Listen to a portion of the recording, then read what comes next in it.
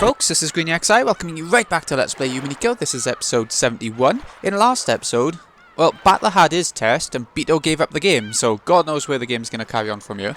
Let's head on in. I think when we were trying to sort of wrap up the episode last time, I saw that it was going to move back onto Ange in current time, so that's what we're going to be doing today.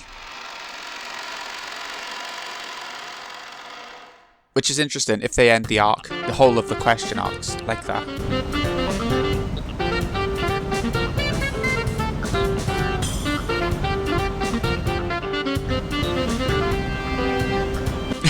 Wait to go with the upbeat music while all that just happened. Amakusa, could you turn that off? Whoops, my bad. You don't like Mzaki? Is that a reference to someone? I'm just not in the mood. Amakusa turned the radio off. The world of cheery sounds was immediately swallowed up by the roar of the sea, and blotted out by the ocean's grey. There has been a while since we veered off Ange. Oh shit, another one of these. Can you see it? Over there is where the harbour was at the time. The boat captain pointed, but I couldn't really recall that scene of 12 years ago. I thought I'd surely be able to immediately remember how things had been at the time, but no memories came back to me. After that incident, the island was sealed off and left to the wild. I couldn't satisfy myself with the thought that this was just inevitable, and it felt sad and painful for some reason. But I at least remember one thing. You might say that it would probably be the same anywhere on the sea, but I remember at least one thing. The cries of the seagulls. I do remember those. When I was young, I rarely went to the ocean. So everything that symbolised the ocean meant Rokkenjima and a family gathering to me. In short, it was a symbol for the happiness of going out with my family. However, at this point in time, it seems doubtful whether that even was happiness. In my younger days, the trip had felt like a relaxed family vacation, but considering my parents' situation at the time, it was surely a very difficult trip to handle, with the distribution of the inheritance filling the place with the smell of gunpowder. I can remember giggling all over the place, completely ignorant of my parents' feelings. Rokkenjima, huh? The place of all beginnings, and the end of the line for all journeys. Amakusa, in an attempt to speak from my innermost feelings, tried to sound cool. The boat slowly rounded the island. I hoped that viewing it at a different angle might bring back my memories of the island's silhouette at the time just a little. But in the end, even when that inlet was hidden completely by cliffs, I wasn't able to remember anything. Captain, please tell me about that other harbour you mentioned. Sure. Rokkenjima supposedly has only one harbour, but that's only for public appearances. On the back of the island there's another hidden harbour, like Rokkenjima itself. It has a second face which no one knows about. Rokkenjima is an island owned by the Ashuraya family, but it has another face as an island owned by Kinzo-san personally. So this island has two harbours and two mansions. You sure spent a lot just to keep a mistress. Who knew about this other harbour? Very few. Kinzo-san, the butler Genji-san, those of us involved with boats, and a very small number of the oldest servants. Both the previous owner of the Nanjo clinic and that Kumasawa Ba-san knew. Naming them off like this makes it sound like there were quite a few, but basically there were a small number of people who knew. Please, tell me about that other mansion. I was only told that there was a mansion called Kuwadorian. Since I wasn't allowed to leave the boat, I never saw it, not even once. So it was far enough away that you couldn't see it from the harbour? I don't know. But it was a hidden mansion, after all. It was probably built where you couldn't see it from the outside.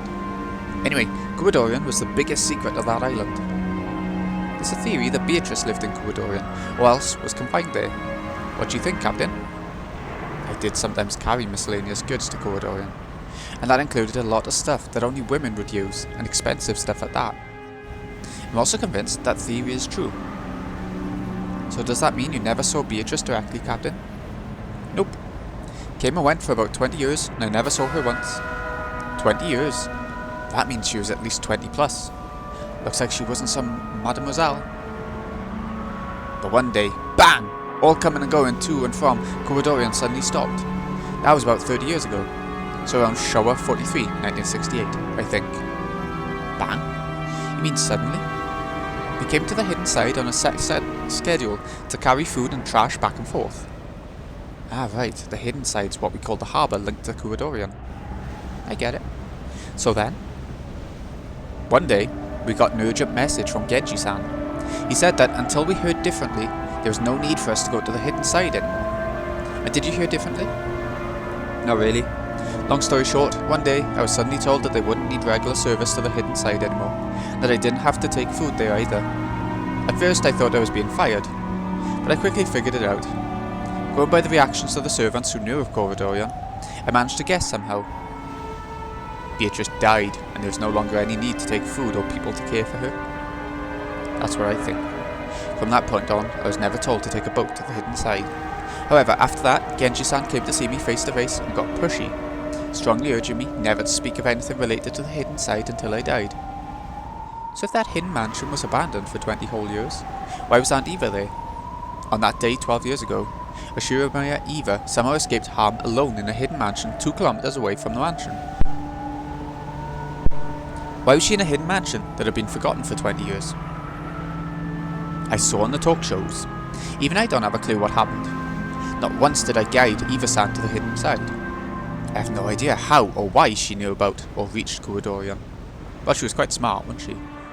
And if it was possible to reach this hidden Corridorian by land?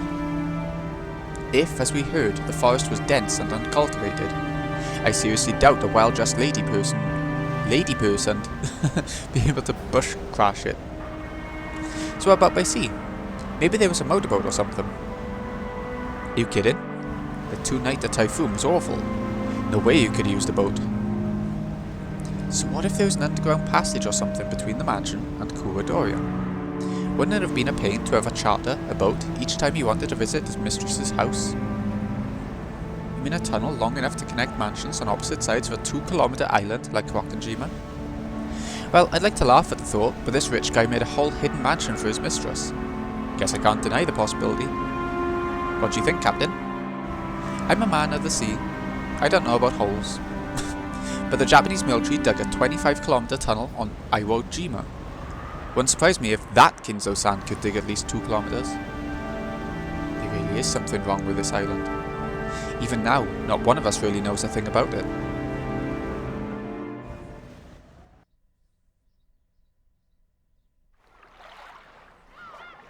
The boat reached the shore. They would have to walk a short ways to reach the mansion. I'll wait here. The mansion's that way. The path from back then's probably still there, but I'll bet it's covered with plants. Make sure you don't get lost. Right, let's go. Thanks for everything, Amakusa. You wait here too. Well, I had a feeling you'd say that. I'm just delivering something. It'll be troublesome for them if you come too. I imagine your toxin is strong. Toxin? Oh! I'll be back soon. Today, our main goal is Corridorian. After I deliver this, I'll come right back. Ange put on her knapsack, holding the flowers she would offer. Give her some space, young'un. See you soon, little lady. Your family's waiting for you.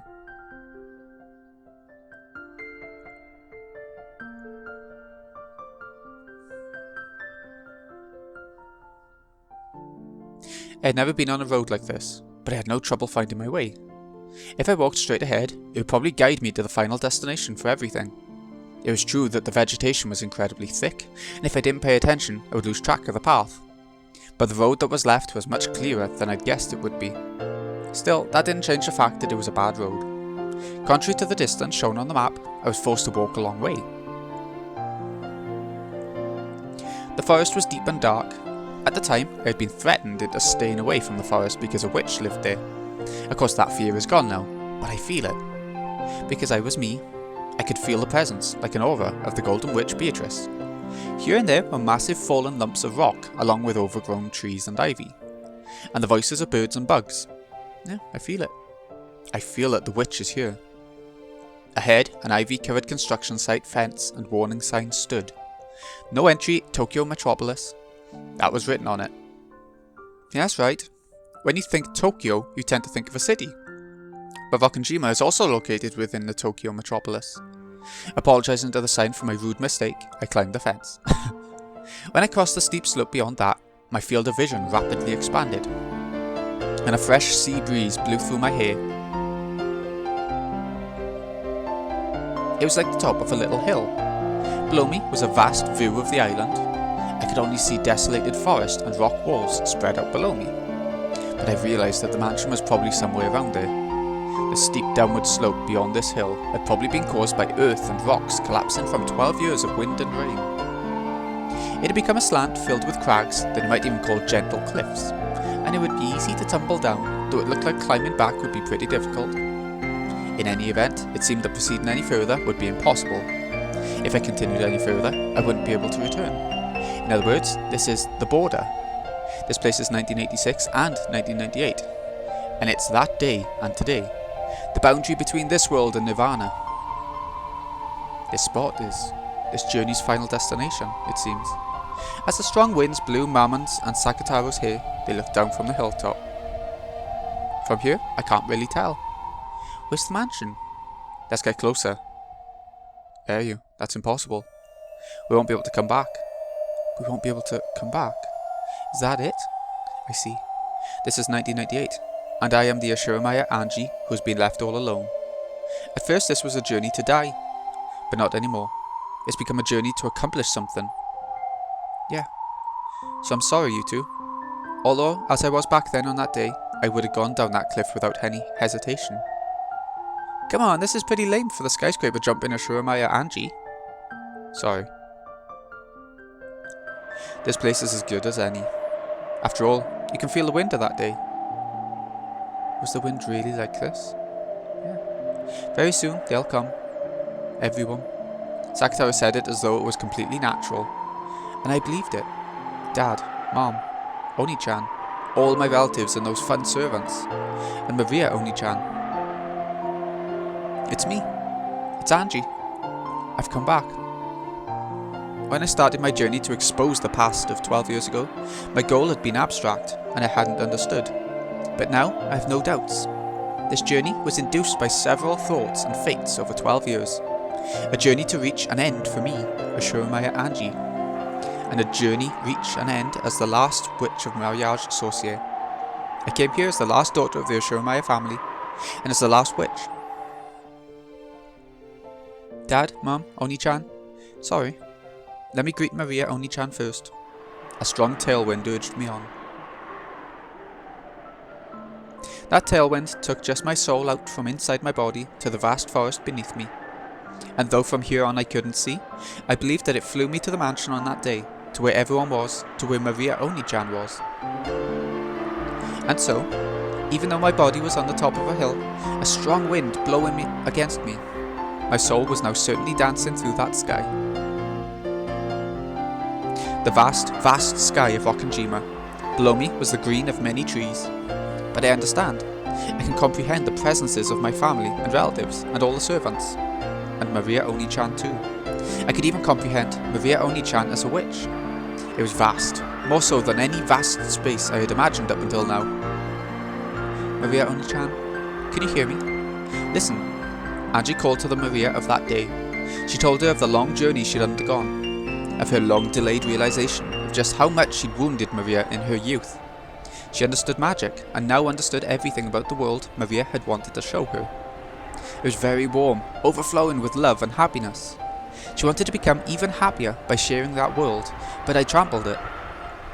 So now I finally understand everything. I understand magic. Our magic is surely very faint and fills the space beside us.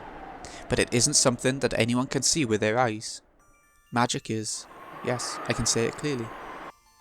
Without love, it cannot be seen. Sorry, Oni-chan. I've already been excommunicated from the Alliance of Witches, but now I understand how wonderful it is. And I know that after the day I wounded you, Mariage Sorcier was transfigured into something different from what you truly desired. Even the magic that spat anger by cursing people was probably important to Oni-chan in those days. Oni-chan's environment was sad enough to permit that. But now, those sad days are over. So, let's return Oni-chan's Alliance of Witches back to the original Mariage Sorcier. The grimoire was in my hands before I realised it. The strong winds were rapidly blowing its pages one after another. That world had been kind in the beginning. How could you give birth to magic that would make candy fall from the sky? How could you give birth to magic that would make tomorrow's dinner creme croquette?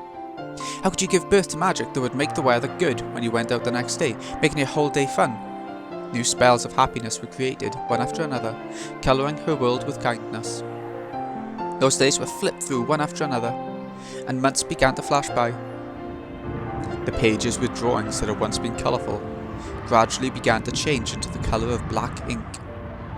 Eerie magic circles and demon summonings. Evil magic for harming people. How could you give birth to magic that would cause the class bully to catch a cold? How could you give birth to magic that would seriously injure someone in class so they died? How could you give birth to magic that would cause a bus loaded with all the bullies to fall off a cliff? Malicious spells were created, one after another, burying the pages and her heart. Because I hurt Oni-chan, Maria's sorcier ended up like this. Oni-chan isn't a black evil witch. She was a white, pure, innocent, kind witch. I'll return it to how it was. I'll bring back the original Maria Oni-chan, the one who scattered magic to make people happy across the entire world. That's the reason I came here. I was guided by fate. Maria Oni-chan, can you hear me? Show yourself before me. That voice rode an even stronger wind and was sent 12 years into the past. Then the wind gradually ceased and silence fell. Crunch, crunch. I could hear the sound of gravel being stepped on. I listened to those footsteps, surprised at this miracle. Without a doubt, those were Maria Oni-chan's footsteps. Maria Oni-chan. It's Kasumi. Looks like I finally found you, eh, Ange-chan? Before I knew it, Aunt Kasumi and her black suits, a total of 7 people who didn't resemble Maria Oni-chan in the slightest, were standing there, surrounding me. And it felt like my voice had been just about to reach Maria Oni-chan too. Because of these guys' toxin, that magic was cut off. Angie clicked her tongue at that, but Kasumi probably didn't hear it that way. Are those flowers for your deceased family? How admirable. You're gonna throw them, right? Go ahead, we'll wait that long. Just what you're waiting for. But Angie could more or less guess. The way the black suits unnaturally stuck their hands into their pockets clearly brought to mind the likelihood that they had handguns. There's a deserted island. There could be no more convenient place to dispose of someone. I have absolutely no interest in the family matters of the Sumadira family. But if I die, all that wealth will go to them. And like me, they're probably very interested and concerned about this matter. Of course, it seems that if the massive amounts of stock I own suddenly go to them, it'll be pretty bad for the Ashiramaya group as well. And they're apparently having a secret feud, fighting over me all by themselves. That's probably why President Okonogi gave me Amakusa as a guard. Having Amakusa wait on the boat was a regrettable mistake. Aunt Kasumi, how long have you been waiting for this ambush? Since early morning. Thanks to that, I'm completely tired of waiting. After all, there are no cafes or dressing rooms here. No toilets either, so I guess you had to elegantly drop a load behind a tree. A lady with half Sumadira blood flowing through her veins will not use such filthy words. You really are Sumadira Kyrie's child. Not a trace of grace. She grabbed me by the hair and forced my face up to hers, and then spat at me. My words might be filthy, but they're no worse than her spit. Every time you talk to me, Aunt Kasumi, it's always about Mom. Am I really that much like my mother? Yes, you are. She really reminds me of, what was the name of the villain from Higurashi, I want to say. Who exactly? Just in case. That impertinent gaze. Your mouth and nose are the same too. Freewheeling and irresponsible.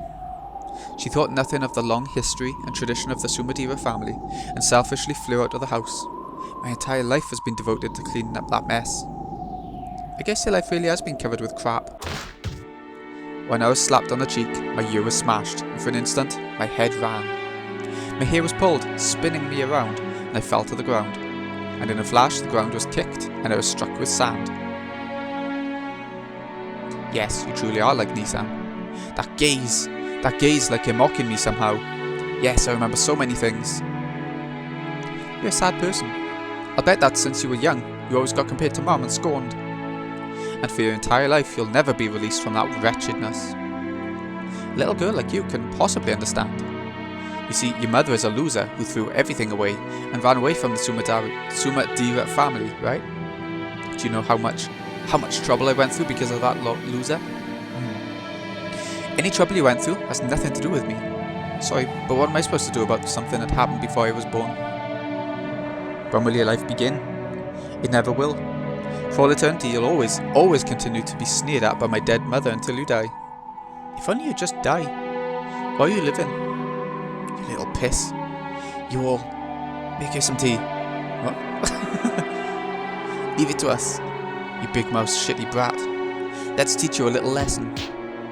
The black suits dashed up to me, violently grabbed me by the nape of the neck and dragged me down. Oh yeah, make me some tea, that was their sort of code for... I remember. Do whatever you want to her until my break is over. Teach my cute niece her place. Sumadera Kasumi. When I think about it, she was a pitiable person. To the outside world, women of the Sumadera family were trained to be in a position that supported and deferred to men. But in actuality, strong leadership was required from them so that they could manage all the common people. The role demanded of them, really, was that of a female commander, like a literal reading of the word Okami. Managing the Sumadera family with all its traditions was not something that could be accomplished with just an ordinary level of dignity. It was an unimaginably heavy responsibility.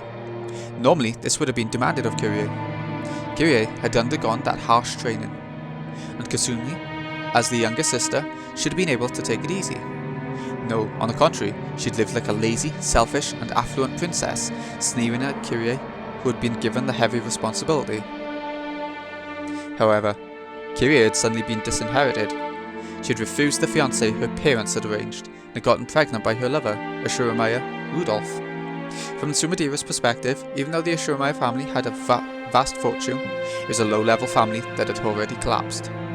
And to become not even a legal wife, but a mistress to the second son of that family, normally a daughter of the main family would be shown no mercy for such dishonour.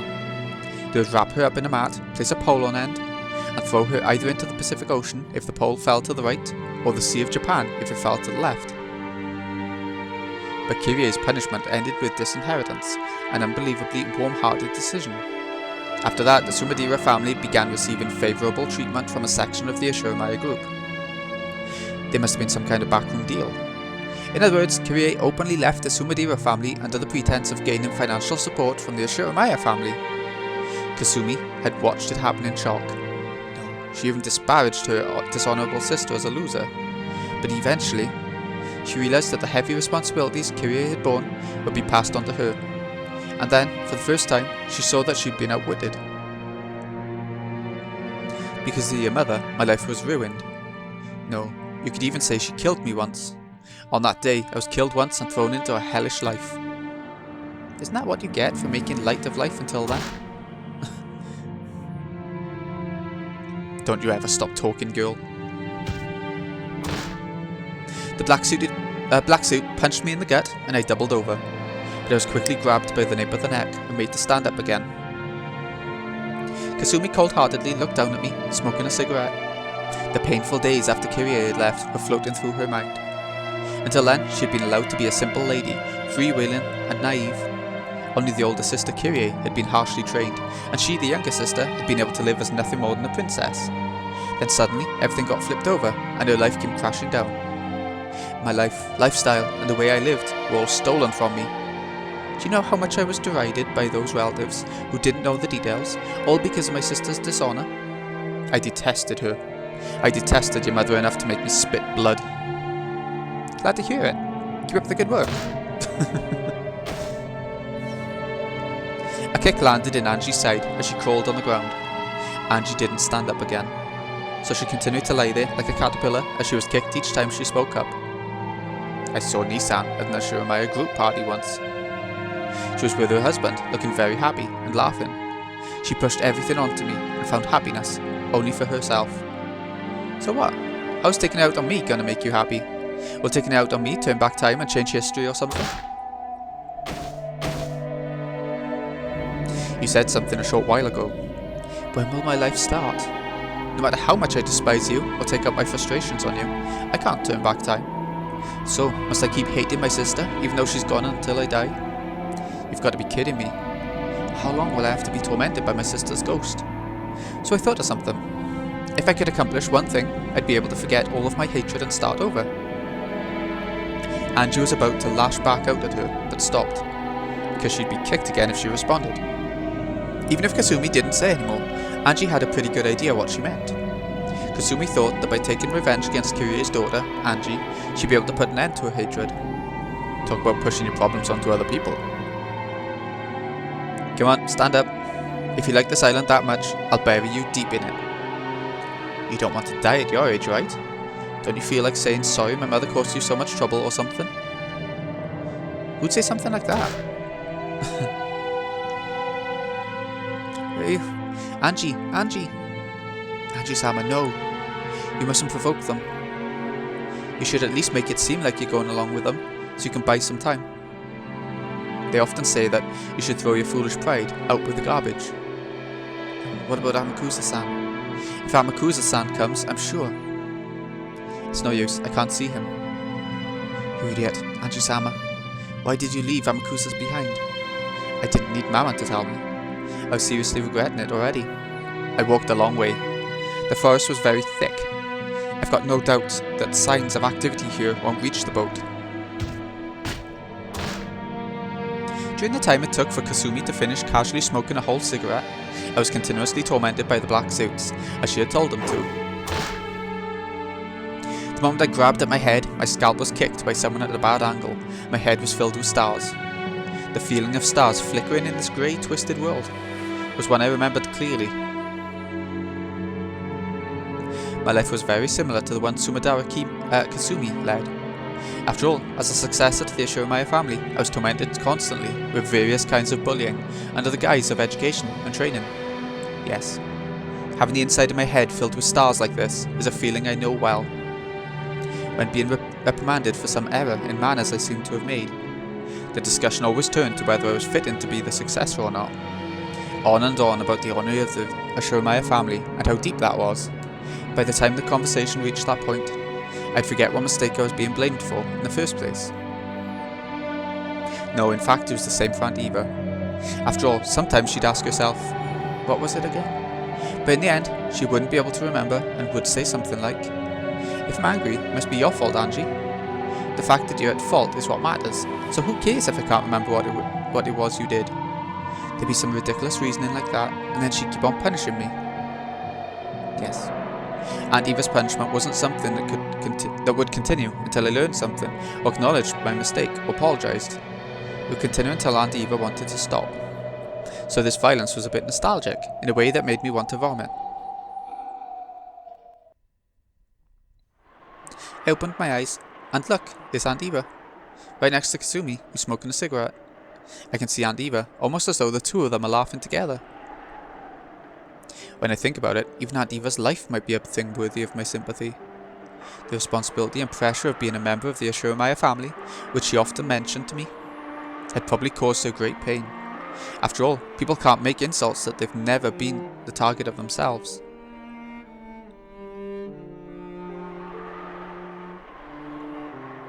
It was probably the same for Aunt Rosa as well.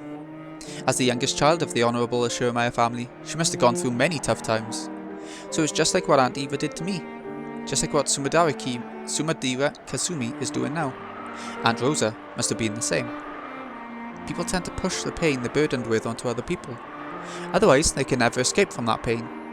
So on and on, in eternity and perpetuity, the chain of pain and sadness does not end. That's why Maria Oni-chan's magic was so incredible. With the magic, she didn't have to bear the pain caused by Aunt Rosa. The pain probably was pushed onto her.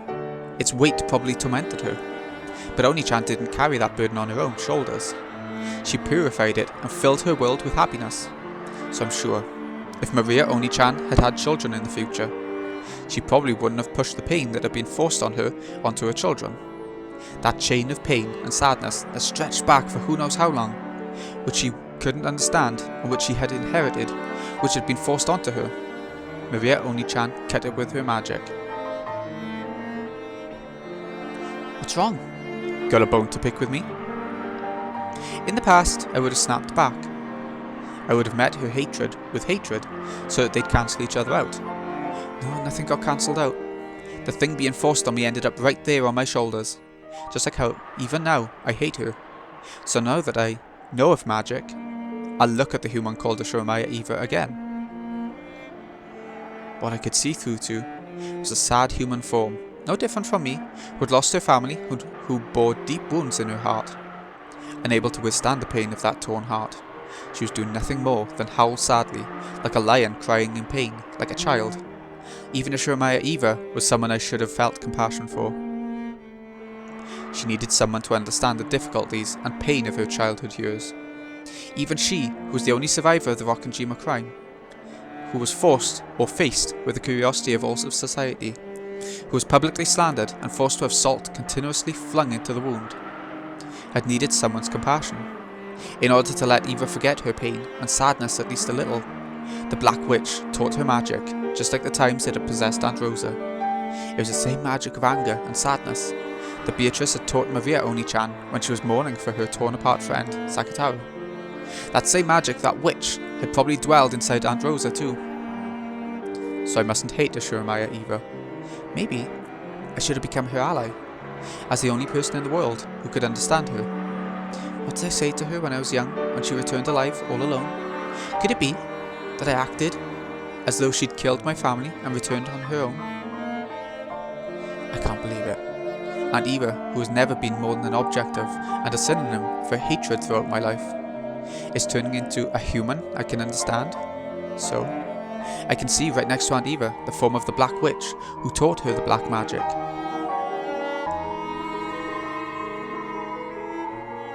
Aunt Eva was crying. It was only natural.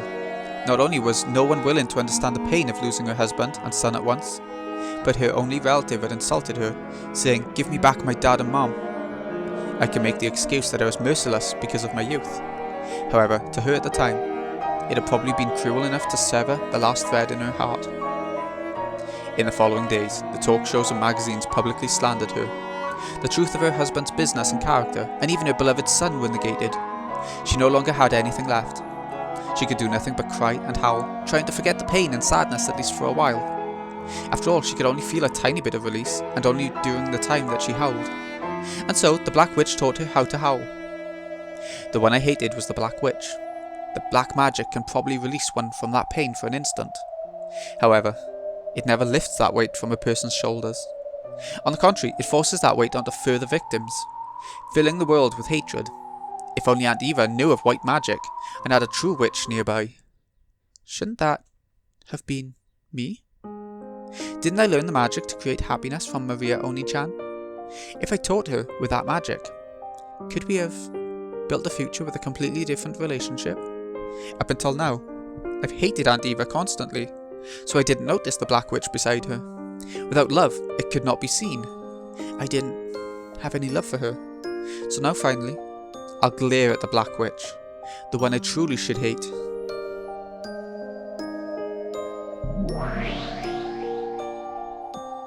Oh, what's this? You can see me?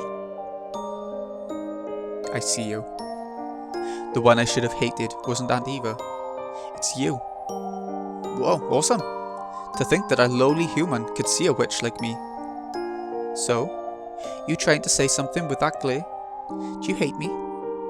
Hate? Yes, I do. But that's not quite it. I just think you're sad. Sad? What are you saying? Come on, go ahead. Why not hate me as much as you want? I won't hate. Hating you means I'm doing nothing more than inheriting Aunt Eva's hatred. I'll put a stop to hatred. I'll accept Aunt Eva's pain, purify it, and throw it away. What kind of epiphany do you think you've had? Is your head alright? Seriously, if only you'd just give up and die. You guys, kick her more and more, okay? Not her face though, because it'd be boring if her pitiful face got any better.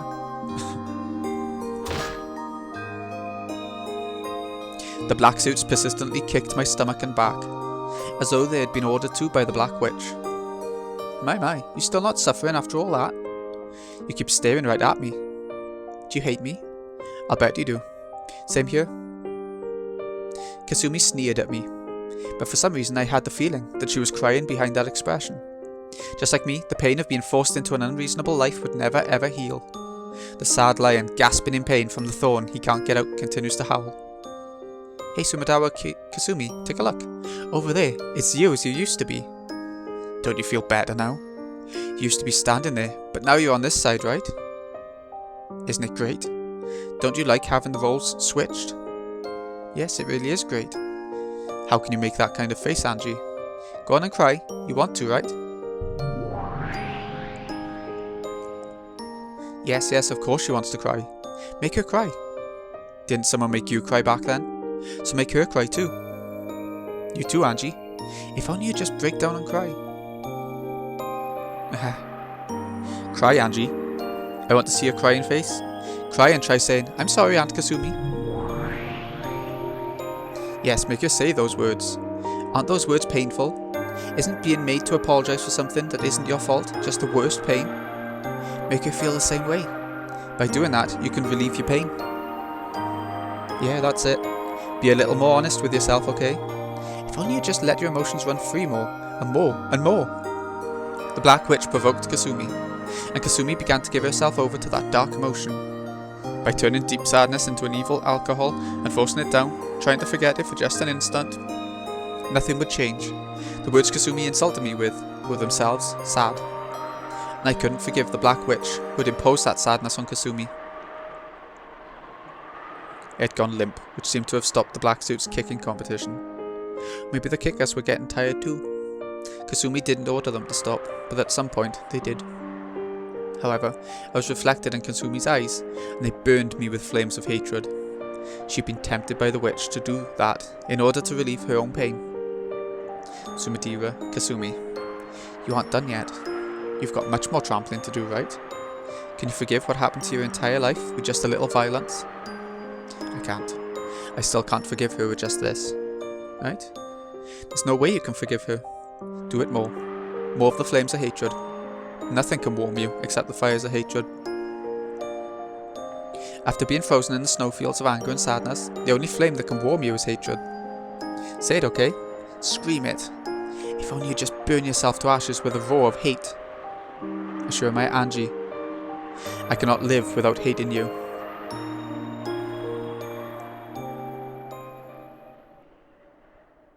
Sumadawa, Kasumi, look at the bundle of flowers. These flowers are for your dead family, right, Ange? The Black Witch grinned up at me unpleasantly, using her chin to signal Kasumi to pick it up.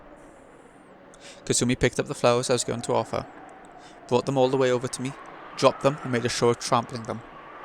Her expression was filled with hatred, and a frantic quality that couldn't be explained with hatred alone. She trampled them over and over again, as though her sadness was reaching the bursting point. So the sound of her trampling, it was just sad.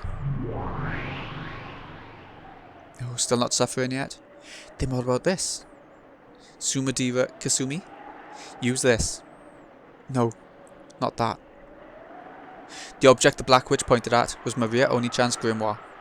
Kasumi also noticed it and picked up that book, which was heavier than it looked.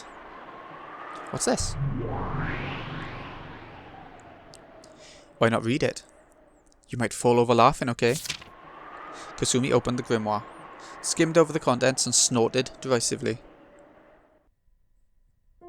Give it back. That's only Jan's. Of course my hand couldn't reach. My stomach was once again kicked by the black suits and I doubled over.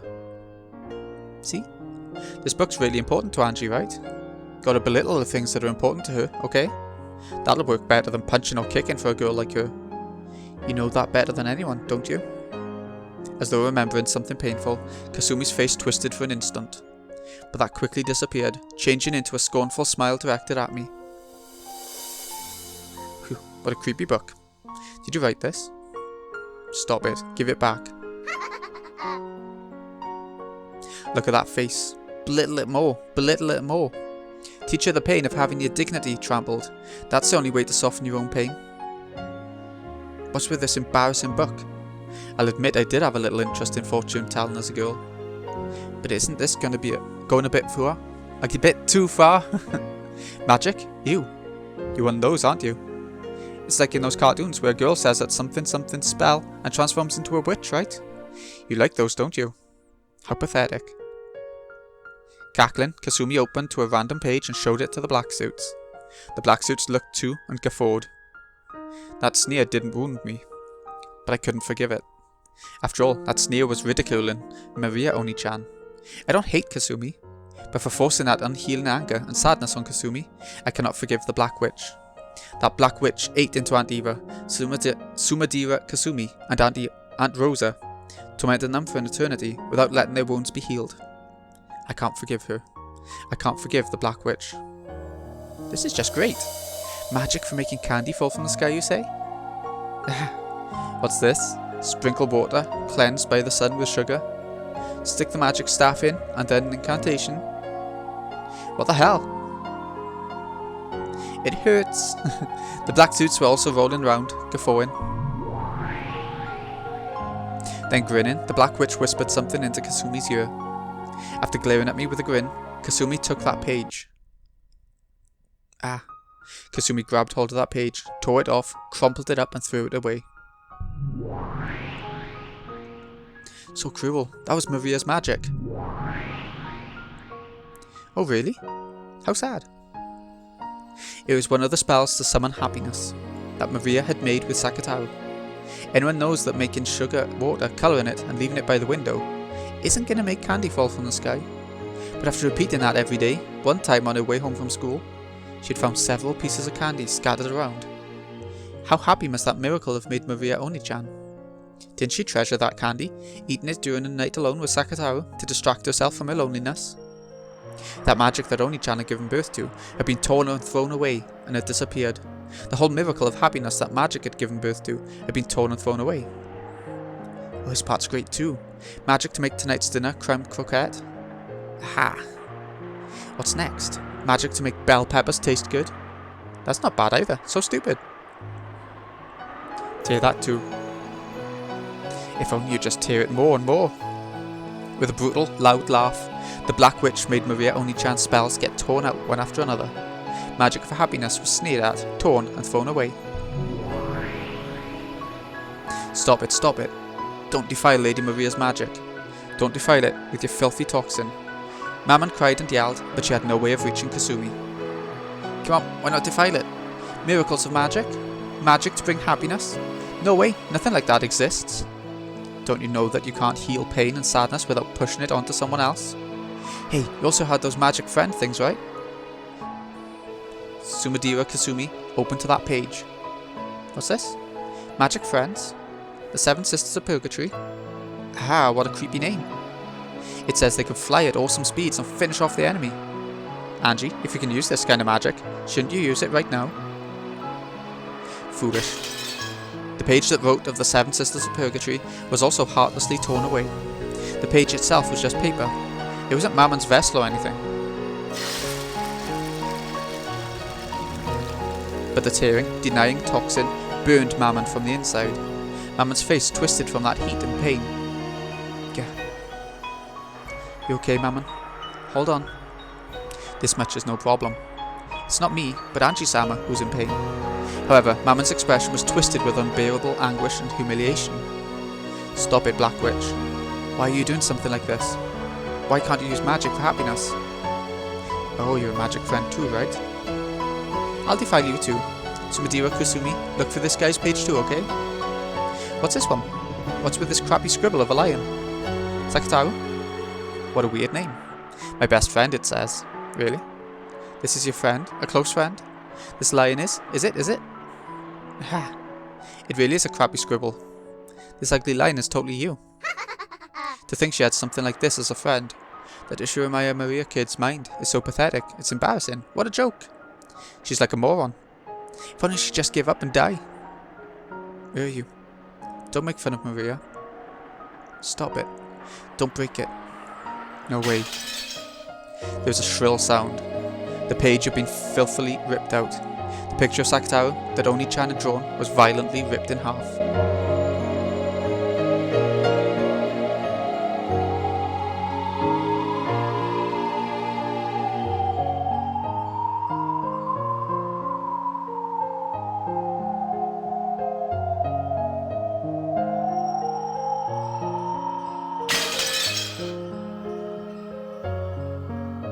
That was a nice image at the end, where it zoomed in on Maria and Sakataru. What a crappy picture! You will laugh too, okay? A pair of the black suits laughed vulgarly, and heartlessly trampled the two halves that had been torn and thrown away. Ooh. Sakatao, hang in there. I'm not sad. I just can't stand it. I can't stand that Maria's being made fun of, and I can't do anything about it. To humans who can't see us, it's as though we don't exist. We can only interact with humans that need us. That's why we're furniture. As Sakatao and Mammon supported each other, they crouched down, sobbing. I couldn't stand it either. Those who can't see how wonderful the world of magic is can't understand it. You can't explain to humans who can't understand, so it gets belittled. If you could show them it, but you can't. Because in front of humans who are filled with a magic-resistant toxin and who can't understand magic, magic cannot be used. I really don't get it. From his delusional diary, I've got to assume that something's wrong with your head. It really is fun to take a peek into your mind, you creepy child. Both you and Maria. And that stuffed animal, and the furniture over there too, right? I could laugh. You don't have any friends, do you? You're always all alone, so stuffed animals are your friends. What a pitiable child. Don't worry, I understand. I know what it's like to live that way. So I'll accept it. You really are a pitiable child, right? To you, it probably would look like something made by a pitiful child. That's right. It's 100 people were to read Oni-chan's diary, 100 people would probably think the same thing. I used to be like that too. But you know, despite all that, Maria Oni-chan summoned a world of happiness. Don't deny that magic, that happiness. Such a stubborn child you are. Very well. This is the last one. I'll tear apart the source of the truly foolish magic that you and Maria believed in. Sumadira Kasumi, read this page, okay? What's this colourful page? What's this? Magic to always be friends with my beloved mother. Stop it. Not that page. This magic's really simple, isn't it?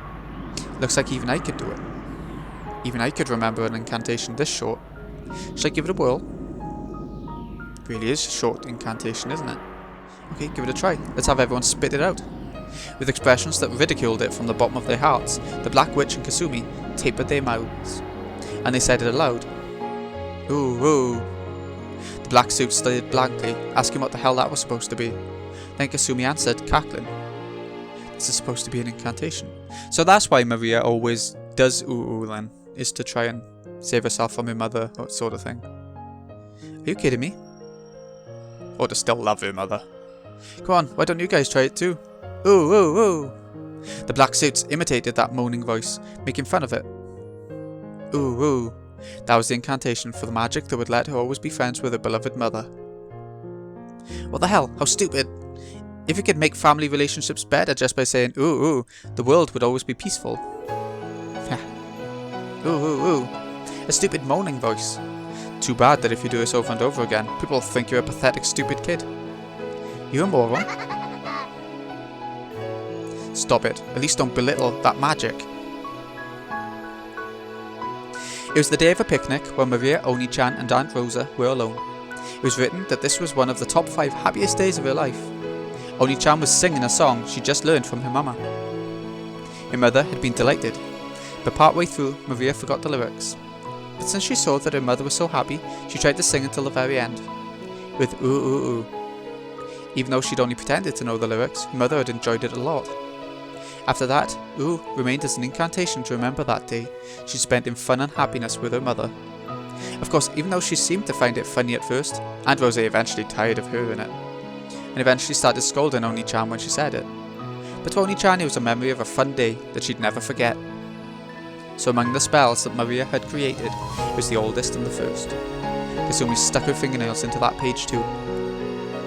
Stop it. Don't tear it. At least spare that page. No way! With a shrill sound, a girl's world of happiness was erased. Ooh, ooh, ooh. Is this your magic of happiness? Hilarious, hilarious. There's no way there could be magic to make you happy, right? Magic's made out of anger and hatred, right? Happiness is what you call the feeling of release you get only when you've pushed all your hatred you bear onto other people. The happiness you all are talking about is a phantom that doesn't show up outside picture books. As Kasumi laughed her head off, she slammed the grimoire against the ground and stepped on it. Can't stand it? Hey, you can't stand it, right? You white witches of happiness. If you can't stand it that much, why don't you show us? Show us your magic. If it exists, then you just have to show us, right? A witch who can't use magic isn't a witch.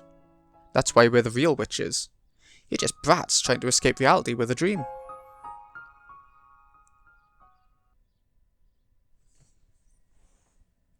Then if I can show you magic, will you believe in only chance magic? Yeah, sure. I'll believe. If you can use magic and show me, that is. Let's see it, you stupid brat. Silently, slowly, I stood up. Sensations of this cramped world, such as the pain in my body, felt truly trifling.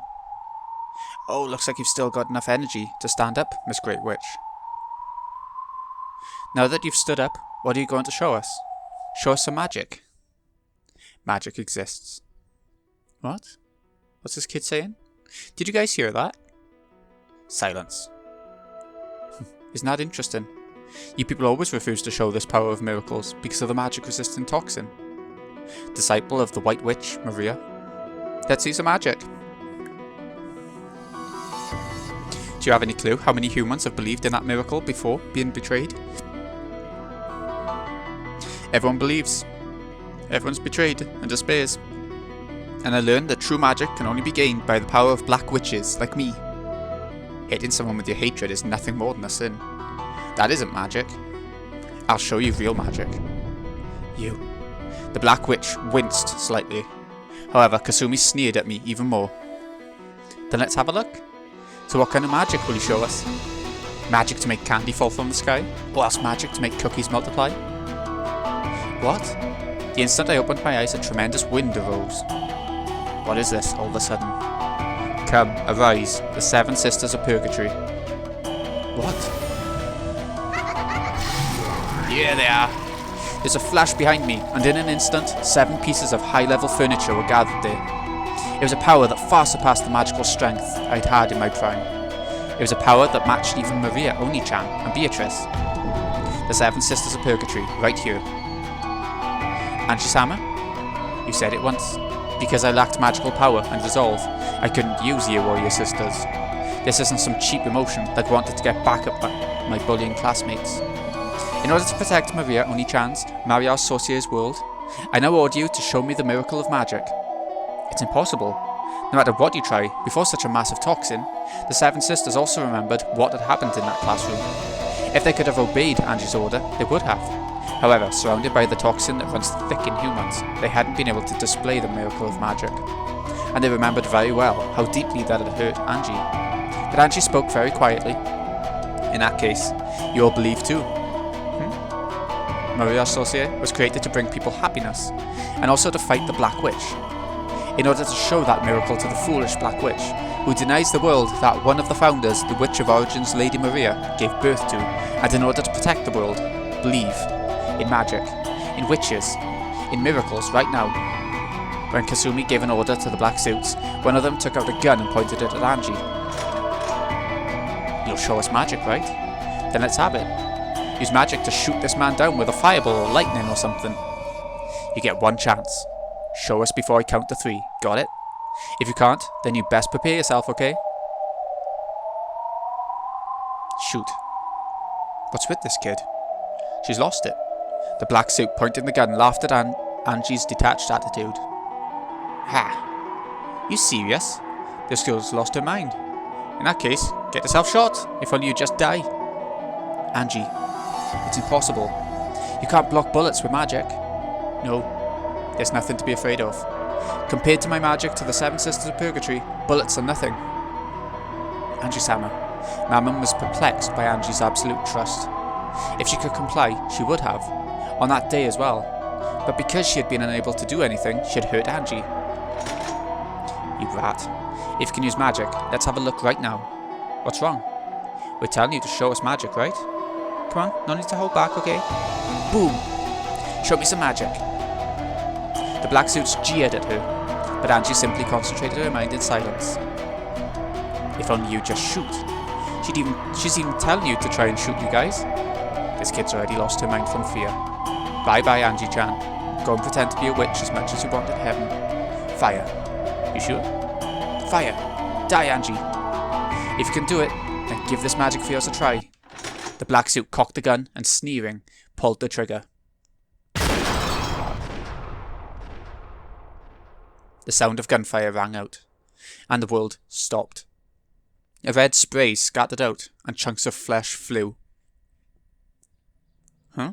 What are you doing, Mammon? Don't tell me you'd let a boorish pebble of a bullet like this reach Angie-sama. Angie-sama? Lucifer lined up the bullet perfectly, and with a single swing, sliced it. And in the chest of the black suit, who had apparently fired the gun, was a hole as big as a fist. Every now and then, I get to go first. Half of Leviathan's body was covered with blood, and a cold smile was on her face. Then slowly, the pitiful prey that she had brought down fell over. You pierced a human. Idiot. Do you still not believe in our master's magic power? Are you kidding me? You materialized in front of this many humans. What's this? What? Kasumi and the rest were flustered. He certainly seemed to have fired his gun. However, it hadn't hit Angie, and why was the person who fired hurt instead? This is magic. Great job, Leviathan. I'm most honoured. You foolish humans who dare oppose our master. Now's the time of judgment. Prostrate yourselves. Why? You shouldn't be able to bring magic into the world of humans. They shouldn't be able to see magic, and they shouldn't be able to be touched by magic. Why? Because this is true magic. What are you people doing? Kill! Kill! One of the black suits, who had finally come to his senses, took out his gun, readied it. Like I'd allow you the disrespect of pointing a gun barrel at our master. Die! Those words were a requiem. The man's chest had already been pierced by Lucifer, who had become the stake of pride in an instant. Thump! With the sound of the second person falling, the black suits now realised for certain that their lives were in peril. Wah! Save me! The instant one of the black suits doubled over in shock and turned on his heels to escape from that place, the stake of sloth. Be thankful that your violence against our master will be repaid with this alone. Die! In his right eye, a hole as big as a walnut opened and his head split. Belphegor was sprayed with blood and her face twisted demonically with the joy of being able to use her full power. Ooh. Who's that? Who's there? Where are you? The black suits were flustered, pointing their guns in every direction, but they didn't understand what was happening. They knew that something terrifying was coming for them from somewhere, but they didn't know where. Dumbass! The enemy is right before your eyes. The witch's furniture is after you. But they couldn't see. Because they didn't believe in magic, they could not see. Just as the Black Witch said, Satan was standing boldly right in front of the black suit. However, the black suit couldn't see her at all. Did you think humans could see our forms? That they could follow us?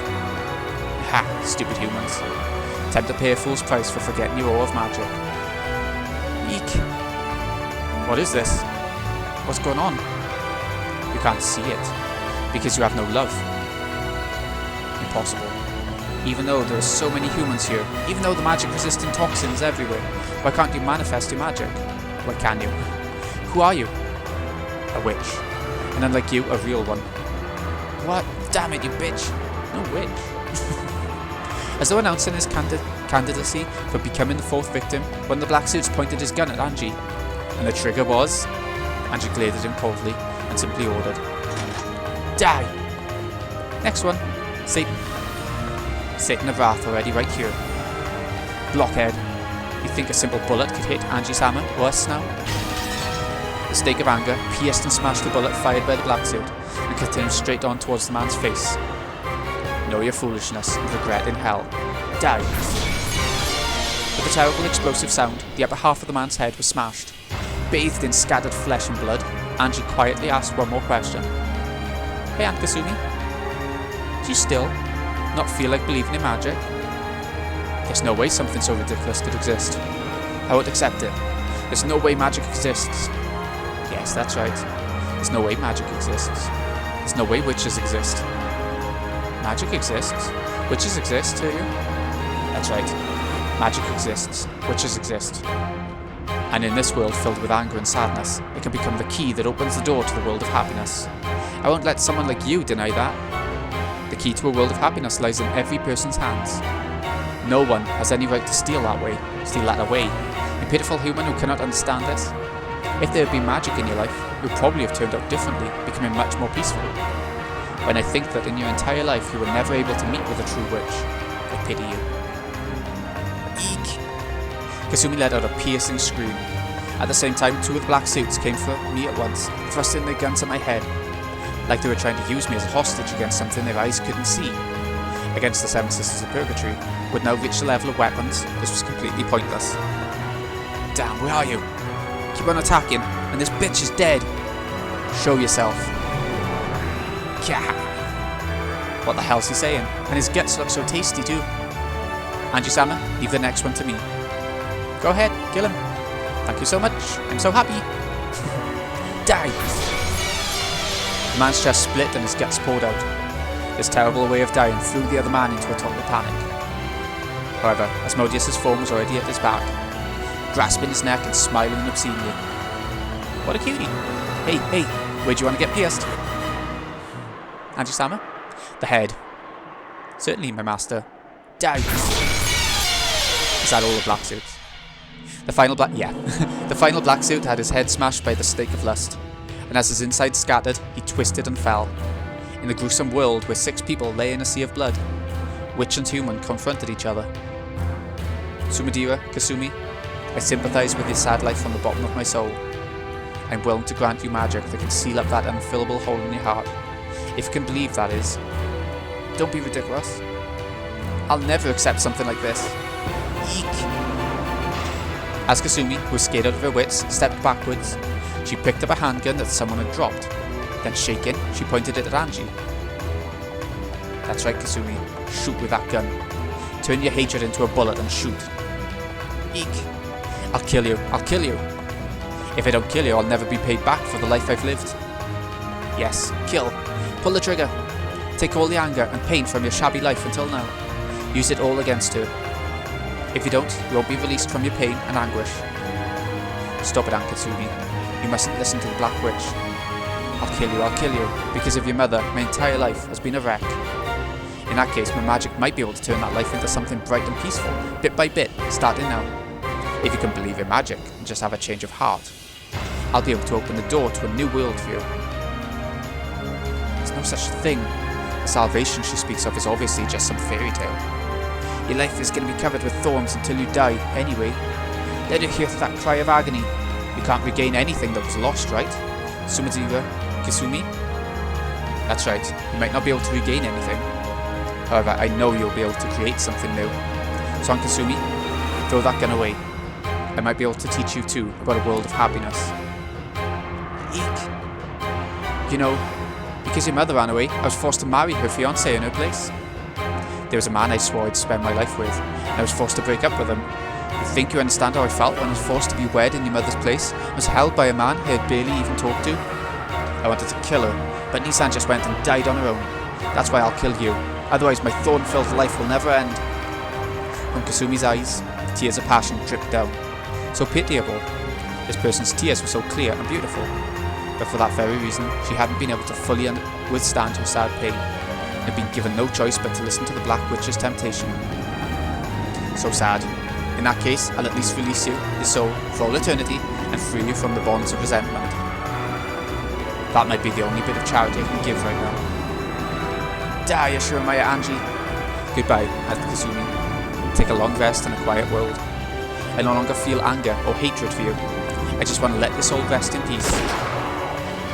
Kasumi's handgun spat fire. Slowly, that bullet continued through a world of frozen to the utmost limit, aiming for Ange's forehead. Mammon? Yeah, Mammon of Greed, right here. Thanks. Huh? Because I met you in Sakataru, I was able to understand everything. Ange. Look away, Sakataru. Mammon, release that woman, and protect the honor of Mario Sorcier. Yes. Prepare yourself, Sumadira, Kasumi. Even though the world was frozen, the stake of greed flashed like lightning, and I'd already gotten behind Kasumi. If there's any virtue in you, we'll meet again on the mountain of Purgatory. Die. The upper half of Sumadira, Kasumi's head, was smashed. Her cage of flesh was shattered, and she was finally released.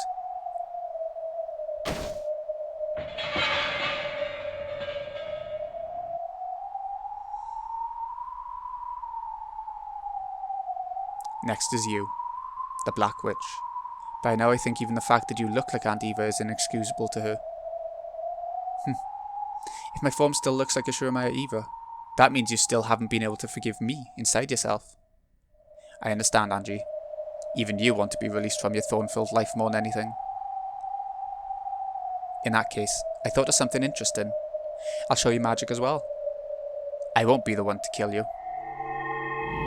With the worst of smiles on her face, the Black Witch changed her form into something like a black mist, or else a vast swarm of black flying insects which began to swirl around me.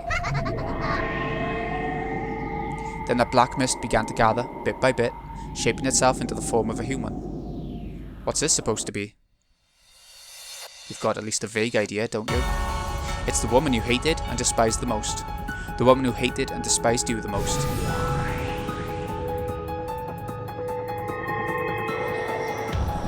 When the black mist cleared, over there was Aunt Eva's form, as she had been during her life.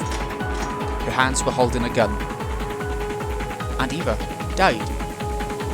Long time no see, Ange. I've come back from hell to kill you. Aunt Eva glared at me with a mad laugh. But I'm not that surprised. Aunt Eva was that kind of person. I imagine my funeral came as quite a relief to you, right? I feel the same, since I'll never have to see your face again. But I had just one regret. And this is it. Killing me? Was that your last request? How pitiful. Even after death, my aunt wasn't released from her pain. The Black Witch's power is itself the source of my magic. Anger and hatred taught me how to work hard and persist. Completely different from this magic to escape reality that you speak of. The magic you speak of is nothing more than stress reduction through outbursts of anger. Our magic is different.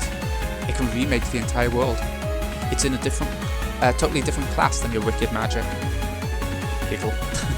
In that case, let's settle which is the victor, right now, black or white. You see my black magic miracle, reviving even after death and pointing a gun at you like this. How exactly do you intend to stop that with a miracle of white magic? I've surrounded you with magic-resistant toxin. You can't call the Seven Sisters anymore. That miracle just now won't occur again. Having it occur despite all that is why it's called magic. Okay, Mammon, lend me your power. But Mammon didn't respond. She didn't appear. Certainly, as she'd said, the magic-resistant toxin had burned everything up like a wasteland parched by a blazing sun. This might be a little tough. It's useless to call out. Never again. Seven Sisters Purgatory will never answer. And being able to call them even so is what makes it magic, right? How pitiful. So long, Ange. The few days we spent together were fun in their own way. This is goodbye. Aren't you glad that the end of the line for you turned out to be this place? Yeah, seriously. How thoughtful of you. Thanks. Then this is farewell. The barrel of the gun rose slowly, so that we could see all the way down it. Then, the trigger was slowly... At that moment, the gun exploded. It wasn't that it fired. It burst. You're kidding me. In shock inside a frozen space, Eva looked at the ruptured gun. When time melted, the fragments would probably smash into her face all at once. Mammon of Greed. Right here. You're kidding me. Behind Eva's back, Mammon stood. She had already penetrated the target I had given her, which was the gun.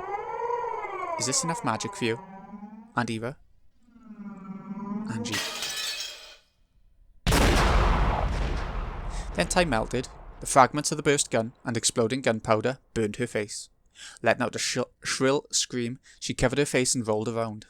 It was pitiful. Your luck was bad. This is game over, Aunt Eva. I signalled to Mammon, so that Eva would be freed quickly from the pain of her burnt face as she writhed around. Thank you, Mammon. This time, I want to apologise again, and from the bottom of my heart, for calling all of you powerless on that day in the classroom. You were excellent furniture for protecting witches. I'm the one that's grateful.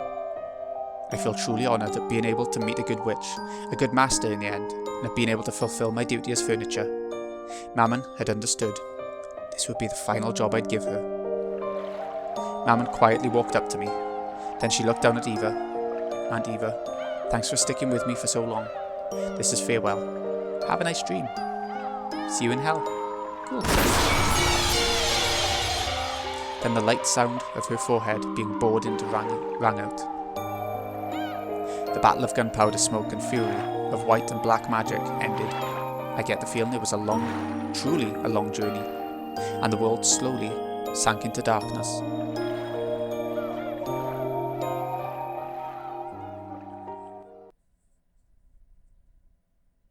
Back up here. The stars that should have been sparkling lay not in the sky, but were scattered beneath me. When I realised that the pearl and ruby made a red and white stream, I noticed that there was a vast nighttime scene spread out below.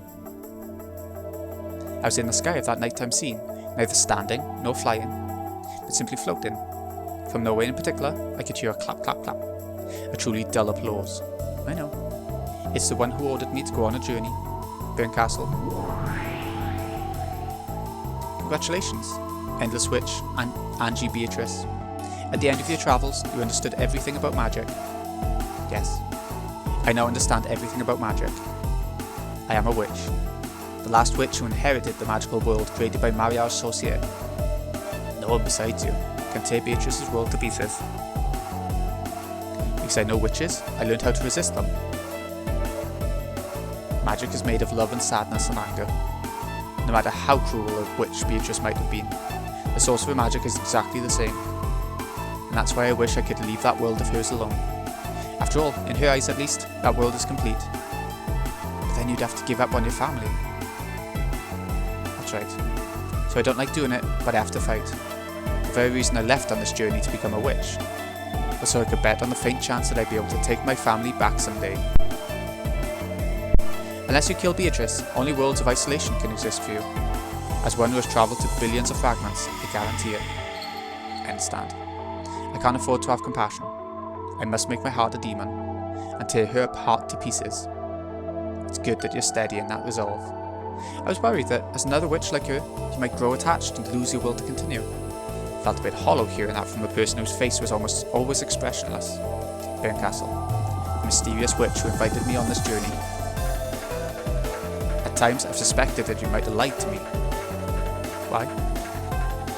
I'm the Ange of 1998, so even if I save my family, they'll only be saved for the Ange of 1986. They won't be saved for me, so I've sometimes felt like I was being deceived. That's correct, I deceived you, but now I'm grateful. After all, in the end you did teach me how to get my family back.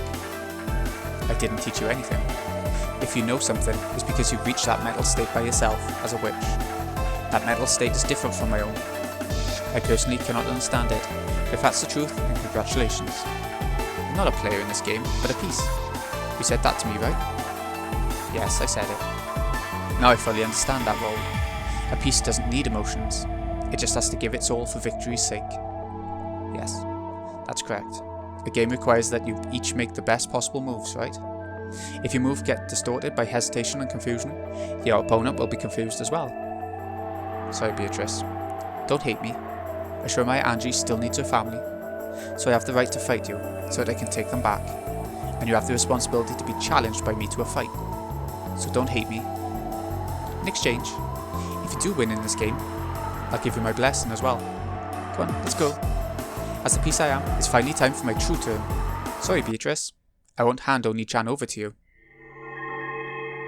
The world whitened. It wasn't white. It was a gold colour as bright as can be. There was the beautiful Ashurmaya family rose garden. However, the flowers on the roses were all gold. The nectar was also gold coloured. The butterflies gathered there were gold as well. This is the Golden Land. The promised land that the witches of Mariage Sorcier had finally been guided to. There, all wishes are granted, and all magic and dreams are born. In that garden of gold roses, with two and only two witches, I appeared as an uninvited guest, making that atmosphere tremble with unrest. What was to them a wind of misfortune shook the golden roses, the incredibly beautiful scene formed by the golden rose petals scattered by the wind. It was clearly something not of this world. The two who had been taking a walk on a path of golden roses noticed me and were surprised. Ange? Beto, it's Ange. How did you get here? Leave us alone. I shall no longer invite anyone here. Beto spoke coldly. She seemed like a completely different person from the boldly sneering woman she had once been. She had closed off her heart and shut herself up in a world where she was alone with Maria Oni-chan. A world where she could always be alone with a friendly Maria Oni-chan, lecturing about magic while drinking tea, with no one to hurry them and nothing to hold them back. A world where not a single person who might hurt them existed.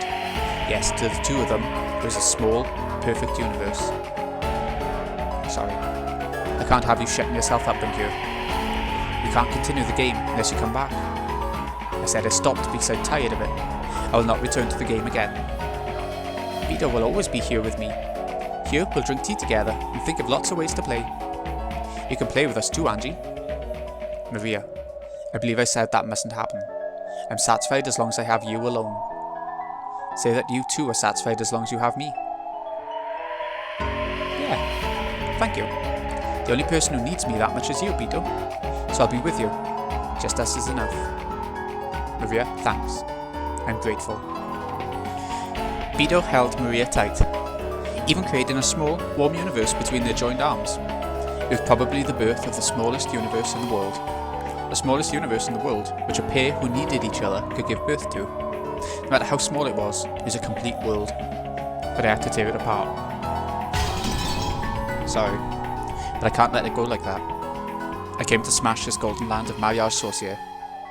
Why? Are you going to break my world? Are you saying that this world is causing anyone other than Maria and me trouble? You've left Oni-chan waiting all this time. In a game you started and then abandoned without finishing. If you don't return to your seat, the contest won't end for all eternity. There's no longer a single player in that game. Battler vanished, and I did as well, coming here. That game's already over. It isn't over. You started the game, right? Take responsibility and see it through to the very end. Will you defeat Battler and give birth to the world you truly wished for? Or will you be defeated and everything swallowed up by your magic released? Take responsibility until the very end. Don't, Ange. Beto will spend her time in this world alone with me for eternity. And I don't need anything else, as long as I have Beto. Here, all wishes are granted. Everything is here. This golden land is made up of nothing more than the crystallization of Beatrice's and Maria Oni-chan's thoughts. To drag Beto out of this world, I'm gonna have to destroy it.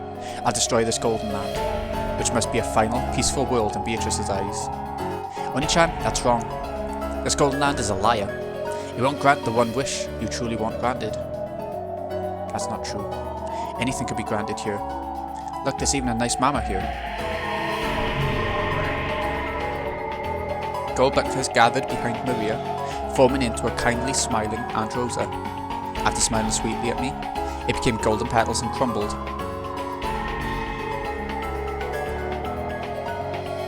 Here anything can be created. Even Ange, even Battler, even George Oni-chan, even Jessica Oni-chan. You can summon as many as you want, and everyone is nice. You come too, Ange, and let's play together. Sorry, Oni-chan. And what about Sakataru? Upon hearing Sakataru's name, Oni-chan looked like she was choking. Stop it. Do not speak that name. Beto's expression changed as well, and she hugged Maria, guarding her shoulders. Sakataru's name was still taboo for Oni-chan. Why can't I say it? It's the name of Maria Oni-chan's best friend. Why won't you invite that close friend to this wonderful golden land? Why in this golden land, where any wish could be granted, is Sakataru the only one you cannot summon? That is... It's alright, Maria. You don't have to remember Sakataru. Sakataru was killed by Mama.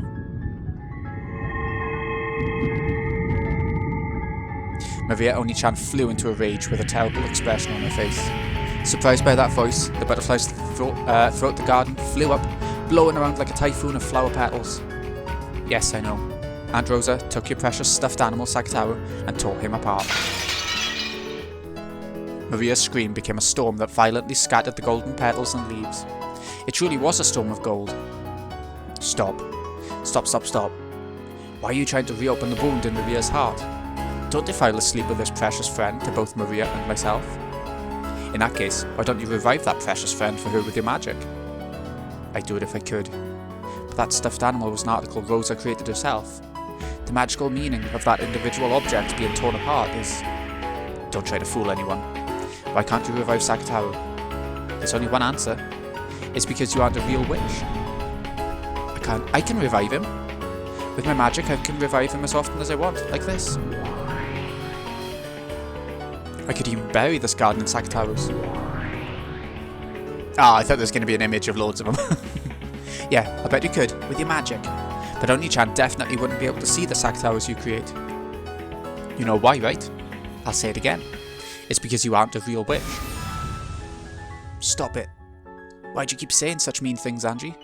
Bito can use a lot of magic. She's a wonderful witch.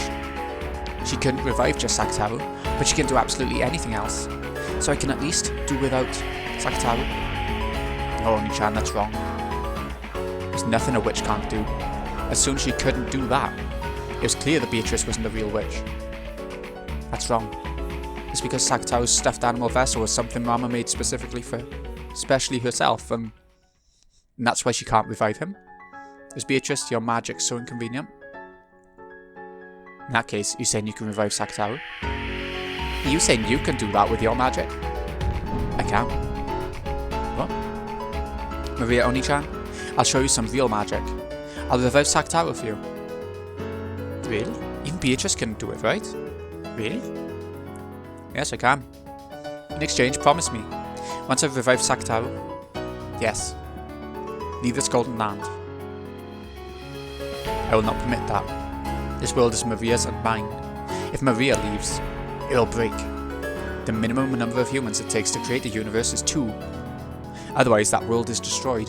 To drag out the witch shut away in the Golden Land, I'll have to destroy this world. Yes, that's the proof that you aren't a witch.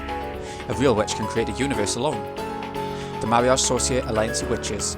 The very existence of this alliance proves that you aren't a witch. No, I won't hand Maria over. I hate you. Leave right now. Get out of here. Dragging everyone into a game of your own accord and getting bored and chasing them out when your mood changes. How selfish can you be? Take a look, Beatrice. And you, Maria Oni-chan. This is true magic. Will you really revive Sakataru? There's no way you can. This is a golden land for Maria and me alone. There's not a single spell that an outsider like you could use. As you are now, you couldn't even create a single butterfly. Be quiet, Bito. Don't get in Ange's way.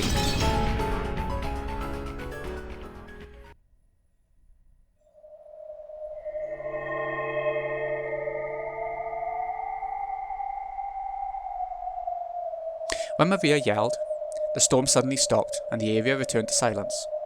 The scene, as a massive number of golden petals that had been blown upwards quietly drifted down, was fantastical, as though golden snow was falling. Maria, thinking about this unlikely, if only a miracle, had unconsciously joined her hands together as though praying. Bito watched Maria do this, her heart racing. If the extremely unlikely were to happen, Maria would. This world would. But it's unthinkable. Absolutely impossible. That stuffed animal, which had been the only one in the world, was torn apart and thrown away, and not a thread remained. Reviving it was certainly and absolutely impossible. This is my golden land. A world where magic that isn't mine certainly cannot exist. If you think you can do it, let's see what you got to show Maya Ange. At Bito's scream-like cry, the world lost its sound. I slowly recited the incantation for true magic. Come, try to remember, Maria's close friend, Sakataru. Try and remember what form you had. Try and remember what a lovable stuffed animal you were. Ah. Expressions of shock rose to both of their faces. Then, pushing Bito's elbow aside, Maria dashed forward. Kutaru? Sakataru? Then, she clung to us both. It's alright. Sakataru isn't gonna disappear. Where are you? Maria, I'm home. Sakataru, Sakataru, ooh. Sakataru, I wanted to see you so much. It was without a doubt that stuffed animal lion, Sakataru. Its softness, its texture, its stitches, its everything, Maria had forgotten. But the instant she hugged that stuffed animal, it all came back to her vividly.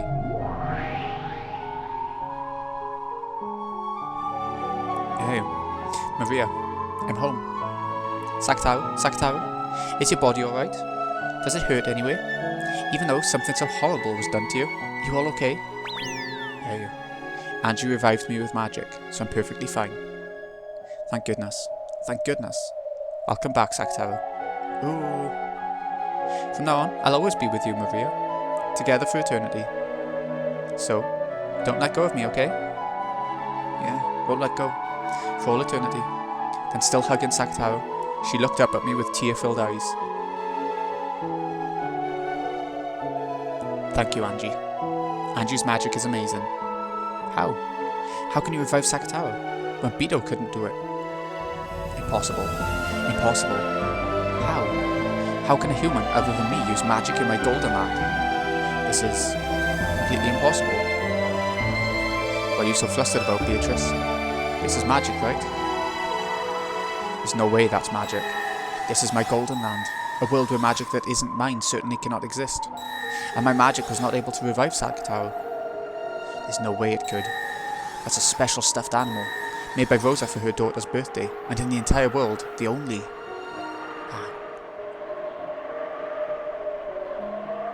See? It's magic, right? Oh.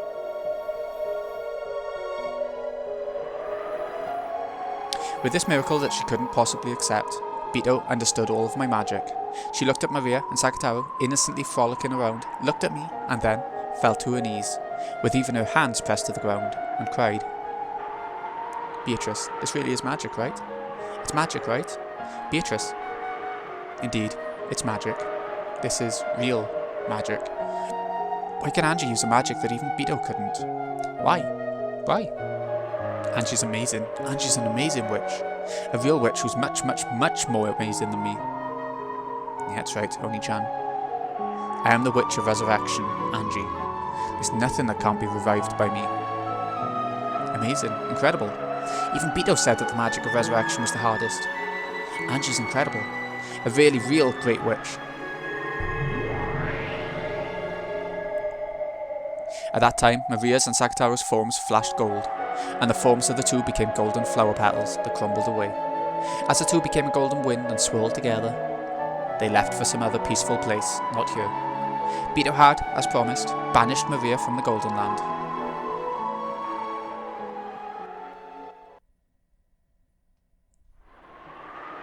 Goodbye, Maria Oni-chan, and be happy forever. Don't worry, you definitely exist in Oni-chan's world too, but that isn't you. Good for you, Maria. As a close friend, I celebrate this reunion from the bottom of my heart. On Beto's face was a mixture of what was probably every expression a human could muster. It was joy, anger, and sadness. That's the source of magic, isn't it? Without love, without sadness, without anger, magic cannot be seen.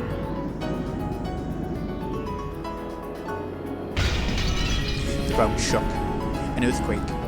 It gradually summoned greater and greater fissures, and began to tear Beatrice's final paradise apart. Golden butterflies fluttered about, trying to escape, but there was no way to escape too, and Beatrice was the same. The golden land began to crumble away. The earth crumbled downwards like a floor falling through, and Beatrice was sucked into the depths of a jet-black darkness. Then she was mercilessly slammed against a jet-black floor. It was a dimly lit, smoking room. There was no door to exit by, and while there was a window, it let no light into Beatrice's shadowy smoking room. Even though Beto was moaning from the pain of being slammed against that cold, hard floor, she shakily rose to her feet. There was a seat there, and the game table, still just as it had been when she'd left it. The game board also remained in the same state that Beto had left it in. That's your seat. Sit. So this is the only seat for me to sit in? Beto put a hand against her own seat and laughed sadly. Win or lose, that's all you've been given. A tie during the process of reaching that point will probably be permitted. However, you won't be allowed to suspend the game and throw it away. Will you win and survive, or lose and disappear? Until one of those two things happens, you will not be permitted to rise from that chair. That should be your only duty as the host of a witch's game, as the Golden Witch, Beatrice. Laughing weakly, Beto sat in the seat. Then she rested her elbows and covered her face with both hands, showing off a smile with nothing but her mouth.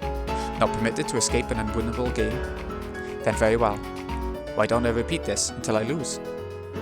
Quit being so faint-hearted. Win. Use the best moves you have. You started this game. You have a duty to make the best moves possible. Give all that indecisive fooling around a rest.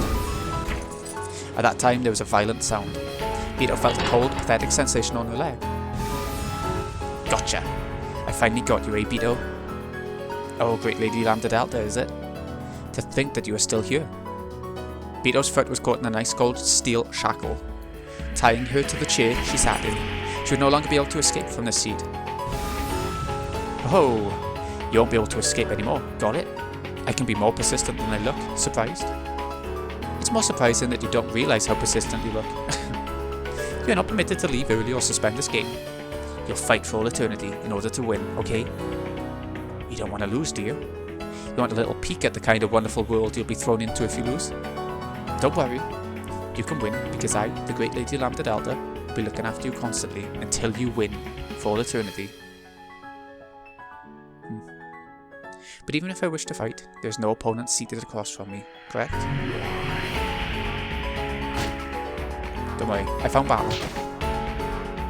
When Burncastle appeared and clapped her hands, Battler appeared from the sky and plopped into the opposite chair. Battler's eyes were slightly opened, but there was no sparkle in them, almost like a doll's. Without one of the pillars that established his soul, he had fallen into the depths of darkness and had been drifted about all this time.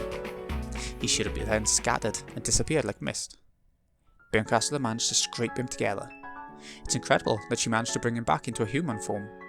However, even though his flesh had returned, his soul had not. It had been blown away by Beatrice after having its existence denied. It wouldn't come back easily. Battler won't run from his fight either, not until he defeats you. Just because your chances of winning are shrinking doesn't mean you'll be permitted the inelegance of abandoning everything and running. Even he doesn't want that. Isn't that right, Ashurmaya Battler? Battler didn't answer. His heart was still dead. His eyes wavered slightly at the question, but he couldn't answer. Battler, get a hold of yourself. You were here, and the enemy is before your eyes. Fight. Fight to win. Battler lazily repeated that, speaking incoherently. He'd come back. The wound he bore on his soul was no small thing. That was only natural. Beatrice had woven her red, and he had been denied. He'd learned that the mother he'd respected was not his birth mother. He didn't know who he was. He was not Ashurmaya Battler. Don't talk stupid. You are Ashurmaya Battler, no one else.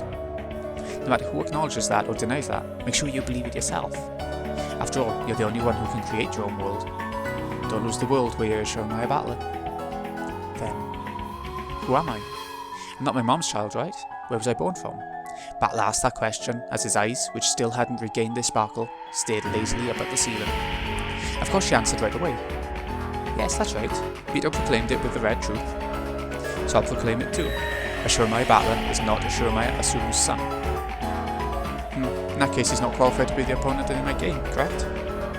Beatrice repeated. Ashurmaya Battler is not Ashurmaya Kinzo's grandchild.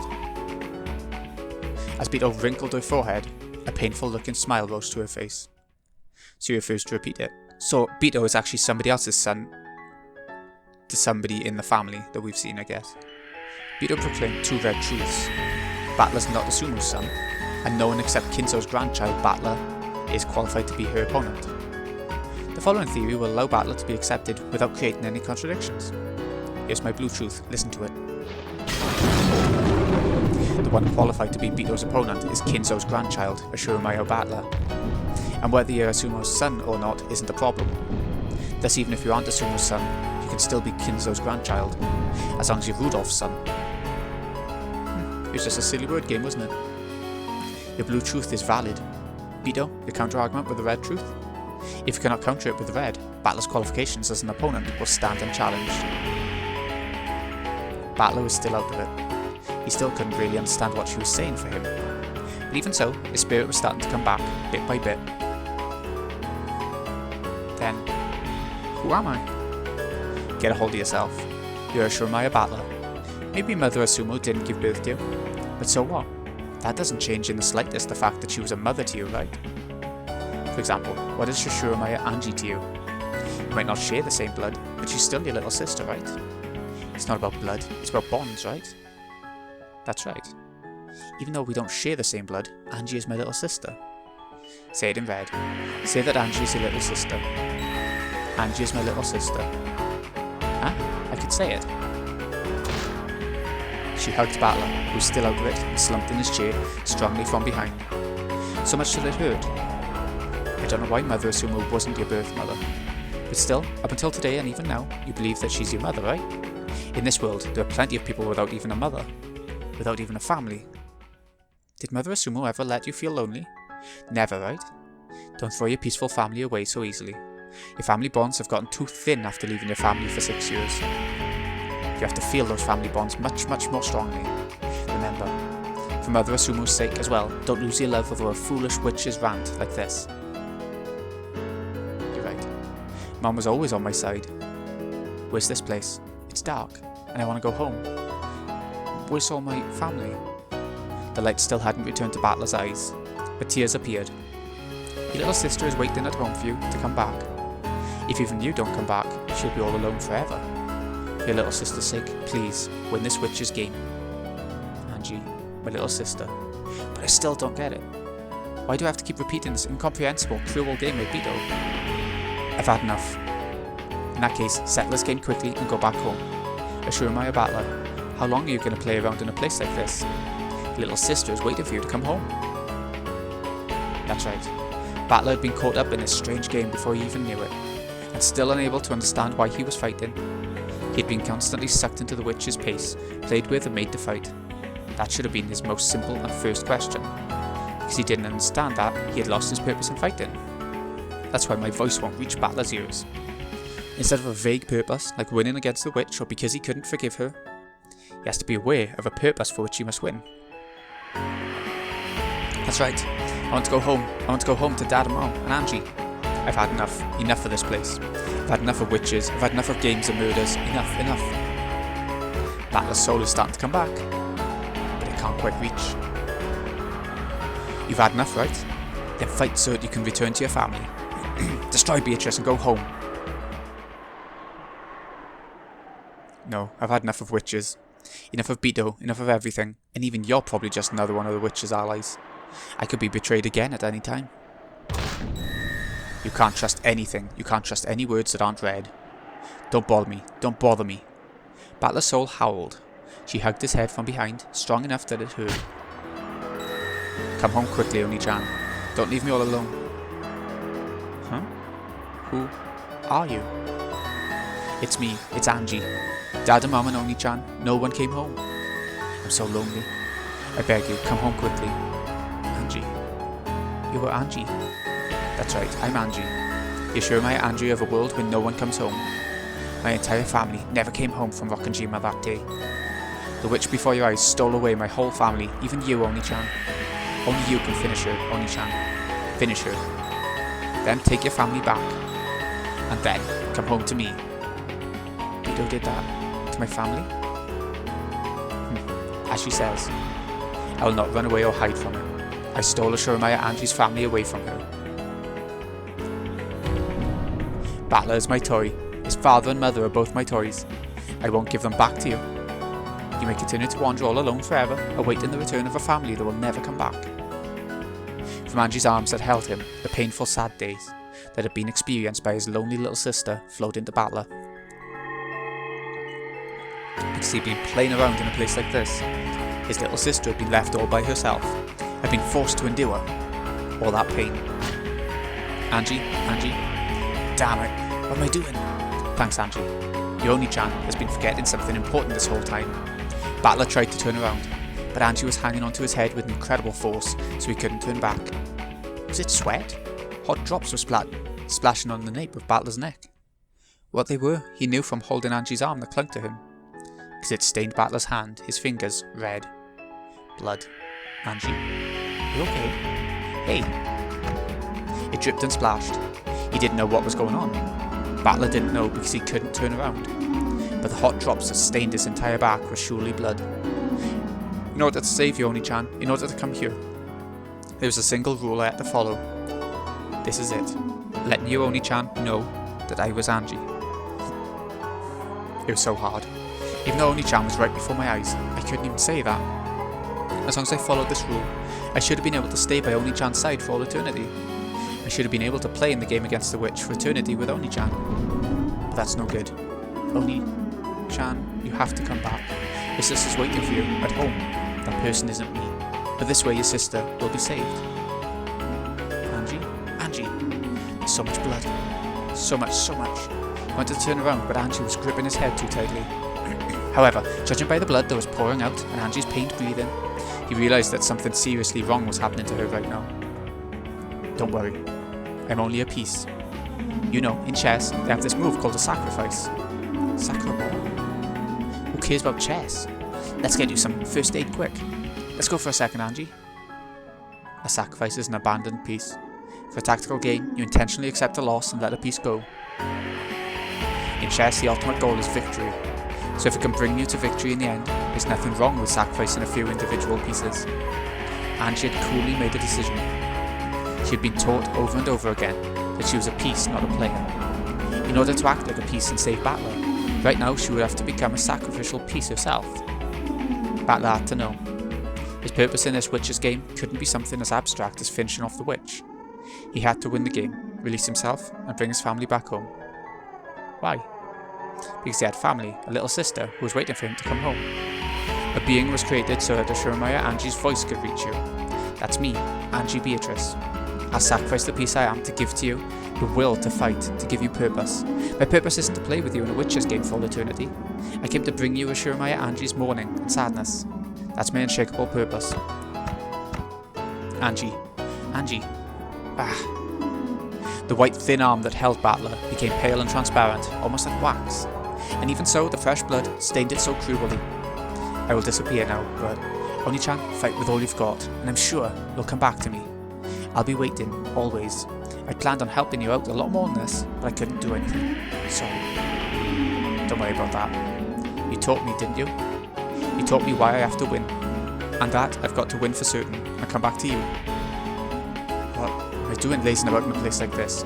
I won't play around anymore. Because I'll come back. I'll come home. I'll definitely come home. Bring that souvenir, I promise. I don't need one, so promise me one thing. I'll promise anything. In a second, I'm gonna let go of this hand. It hurt, didn't it? Sorry. I held it so tightly. I'm okay, so you don't have to turn around. So in the end, let me see the coolest part of you, Oni-chan. Rise from your seat, point to the witch before your eyes, and announce that the game will start up again. Ange's hand slid and disappeared behind me. There were bloody fingerprints left behind, blurred by her fingernails. But I turned around right away to take care of Ange's wounds. Ange? Ah crap, and you even promised that you wouldn't turn around. Ange? Where? Behind my chair, it was as though about 10 watermelons packed with blood had been smashed, and there was a sticky, pulpy mountain. And around that mountain of blood and minced meat, the clothes and shoes Ange had been wearing lay crumpled as though they'd been taken off and thrown away. As though just the human's insides had been pulverised and tossed there like scrap. As though Ange, who had been standing there until a second ago, had been crushed. Ange? Where's Ange? Where'd Ange disappear to? Hey, where did Ange go? The two young-looking witches said nothing. I just silently looked at the mountain of blood and meat and clothes. But I didn't want to accept it. I definitely didn't want to accept it. I was right in front of you. I was watching the whole time. Watching what happened to Ange behind you. Do you know? Where'd Ange go? While she still lived, pinch by pinch, massive red-hot pincers tore chunks of flesh the size of a thumb off her and threw them away. I was watching. I saw as countless cruel tools, burned red-hot in the witch's furnace, approached Ange from behind, and one bit at a time pecked at her, twisted her, ripped chunks off her, and tore her to pieces. Ange should be proud. In order to share some last words with her brother, she stopped herself from gasping at that pain until the very end. As if something like that could have happened. But on top of that mountain of flesh and clothes, what had fallen there was without a doubt what she had been wearing on her head, those pink jewelled hair ornaments. To be honest, I thought they were a bit too childish for her and didn't suit her, so I remembered them well. Why don't you wear such cheap hair ornaments all the time? No. The thought that this is Ange couldn't possibly be. Ooh. You're pretty blunt, you know. Battler didn't see it, so you could have just said she turned into butterflies and flew away or something. You You guys also saw that happen. You saw Ange get torn into little bits. You were watching, and yet you stayed so calm the whole time. Without answering, Burncastle Lambda Delta and Beatrice stared at me. Some in pity, others in derision, watching. Since she called herself Gretel, and after what had happened with Virgilia in the last game, I thought she might be Beeto's underling, and I'd been wary of her, not trusting her, even though she was an ally. And now, after learning that it truly was Ange, without even being allowed to see her face, I turn around and find something like this. What's it matter? All this about your little sister. What did you say? After all, you'll never return from this place for all eternity anyway. Whatever happens to your little sister in a world where you don't come home has nothing to do with you. As long as you play here, the Anges of countless worlds will live in isolation, and the same pain of her final moments just now will be forced upon her, spread over a period of more than a decade. However, that's of no importance, correct? It cannot be seen by you from here. You cannot observe it. And an unobservable fact cannot be proven except by the red truth. Therefore, your anxiety over Ange's misfortune after this will be needless. She might, surprisingly, be able to live a casual life without ever having to work thanks to Rudolph's inheritance, right? That's a lie. From Ange's arm, every part of that sad future world had poured into me in an instant. All because I keep on lazing about forever and playing in a place like this. I never thought about anyone but myself. I must defeat her. I'll take back my family, back to where Ange's waiting, and come home as soon as I can. Because even as I hang around with this witch like this, Ange's heart continues to be torn into bits by sadness. Ange, is this what you wanted to see? I turned towards the cruel witch who had indifferently spoken of Ange's brutal last moments and slowly, yet with all my might, pointed. Beatrice? Indeed. Resume this game. I won't run away anymore, and I won't let you escape. Bring it on. I can no longer escape or hide. Let's decide this between you and me for good. One shall win, one shall lose and be destroyed. No other resolution can exist. I'll win. No matter how long it takes, I'll definitely smash you. There aren't going to be any more compromises, interruptions, or losses by default in this contest. I won't run away. I won't let you get away. Try and defeat me with everything you've got. There's absolutely no need for stupid tricks and deceit, for intermingling and acting friendly. You and I are enemies. I have to settle this as soon as possible and bring my family back to Ange. Unwavering resolve, certain willpower. The certain willpower of a human becomes certain magical power that leads to a miracle and promises that it shall be so. Yes, this is a promised, certain miracle. Are my chances of victory not even 1 in a billion? No, shall it be certainly impossible without any fragment of a miracle? Before I knew it, a cold, stiff chain had bound my other leg without a sound, tying me to the chain. All that's left is to either be killed and lose the battle, or resist and continue in an endless tie for all eternity. Or perhaps I should say it's to continue tying until I prepared my heart for death. Either way, I must fight to lose and nothing more. I have already been bound by the chains of eternity, and Battler won't let me escape either. Should I pathetically beg his forgiveness? Should I beg for compassion by appealing to his pitying heart? Should I forget appearances and prostrate myself? Because of the chains, even that choice will not be granted me. Checkmate. This is a perfect stranglehold. However, I am the Golden Witch Beatrice, the Demon Lord of Gold who reigns in the Golden Land. Even in the fight to lose, there is an attitude fighting for me, and I have the right to adorn my death in a manner suited to me.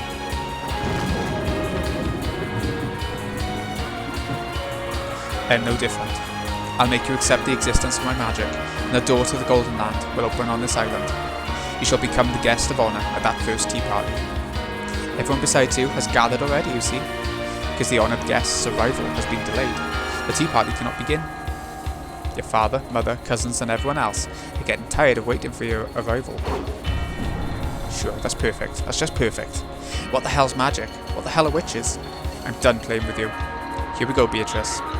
Come as hard as you can, for there will be no compromise, interruptions, or losing by default. One shall win, one shall be destroyed. If you have no desire to lose, then you must defeat me, kill me. However, I won't be killed so easily. Until you can prepare a fit and end for me, I can resist over and over again. Can you do that? No, you probably can. You surely can. Come on, come and kill me. Is it that hard? then let's go with the usual. As if I'd be killed. Even I can. Sorry about that. Oh, that's a good look on your face. Try and kill me, Ashura battler. Please kill me, please. Oh wow. And that's the end of I guess, well, we're coming to the end of the question arcs. We've got 4 answer arcs still to come. And in terms of the manga, I think I just read the first arc, and it's a goodie. It brings into it my favourite character. I don't know how the visual novel's going to do it, but we'll see. We should have credits coming, shouldn't we?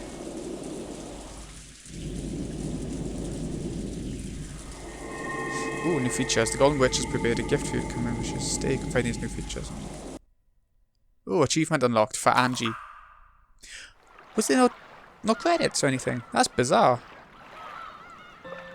But nothing in there. So we got the episode 4 Tea Party. We'll do that next time. And it should unlock a question mark thing if there's like the other arcs for episode 4 as well. So we'll do both of those next time regardless of how long they are. We'll just get it all done in one go. Oh, that was a biggie. So, this has been Greeny XI. Hope you've enjoyed. Thank you so much for watching. I'll see you again in a bit when I go for the tea party. Thanks again for watching, folks. See you again in a bit.